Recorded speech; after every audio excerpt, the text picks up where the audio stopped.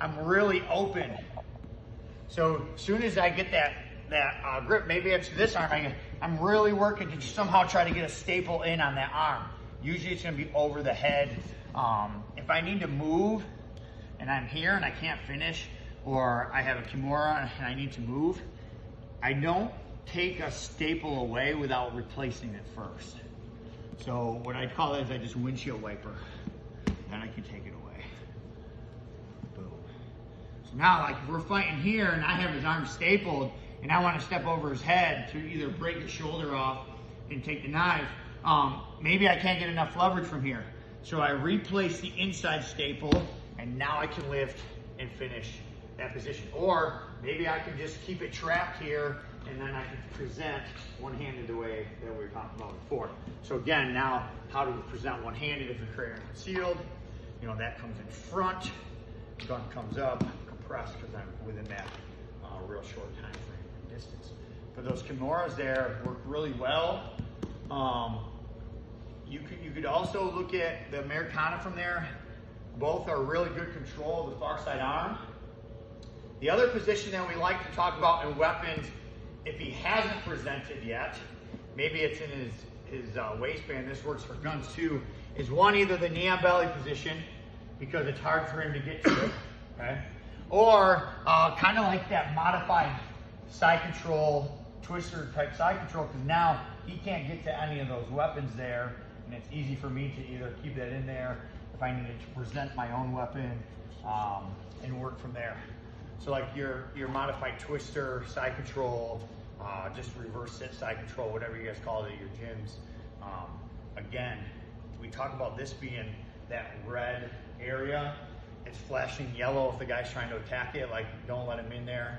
Once he's in there, it's a problem for us, especially if he hasn't presented yet. And we're fighting, and he might have a weapon. I don't even know if he has a weapon. I have a knee on belly a ton. Okay, and that's why I can disengage really fast. I can still control good. I can also start to attack that position here, right? And now I've controlled his ability to get to his weapons. And then again, I can get to my weapon if I need to get to my weapon. So let's go back and just play a couple of times. You guys are gonna have the wrist out. I want you guys cross body, either like a key lock Kimura type grip, stapling that wrist, or have them not present it yet, and work on just opening this position up so that he can't get to it at all. And then remember, at any time when we can disengage at that position, we could disengage at that position. Maybe we don't have a weapon on us. Maybe we can't get to it. Maybe we're in the jail or a CO, whatever, and we have to stay engaged to that position. All right? All right. Ready? Question? Yeah, would you still check his knee and twister side, or you just worried about getting to the probably weapon? not. Okay. You can. I think I'm probably just going to work to either get my own weapon out, or if he hasn't presented it yet, you could stay in that twister side. I'd probably rather stay in that than go to the mount, just because in the mount you're going to get that survival grab, and I might not be able to disengage if I need to. Where like if I'm in twister, a modified twister side or broken side control here, right? Like for him to hold me down, it's gonna be harder for him to hold me down here, as opposed to I could mount here, but if he gets his arms free and he wraps around my waist, right now I can't disengage as fast if someone else is around or another friend's around, whatever. So if you can mount, if you can get your knees up in here and you're really good at the mount, just realize that also limits your mobility to disengage. You know, so that's again like, hey, mount's a 4-point move in jiu-jitsu, dominant position in MMA, but sometimes it doesn't allow me to disengage. Not that you can't ever use it. Obviously, it's a dominant position, but understand if you get one of the main 3 responses of a new guy in MMA class, when he gets mounted, it's now you got a dumbbell on, you can't get to that, and you can't disengage fast.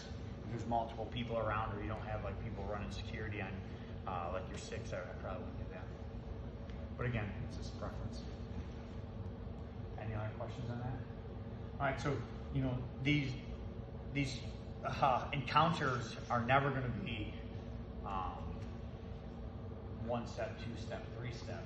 It's going to be solving the problem. It's going to be dynamic, and you guys are just going to have to like understand You go back here, I got to intercept that arm. Okay? If he doesn't have it out yet, I have to stop him from being able to present it. Try to be able to disengage if you can. It's obviously going to be your best option there and get to your own tool. But we're looking right now at the case where we can't do that right away. So now we keep training in that aspect because sometimes you don't get to. Sometimes you get to choose if you want to disengage.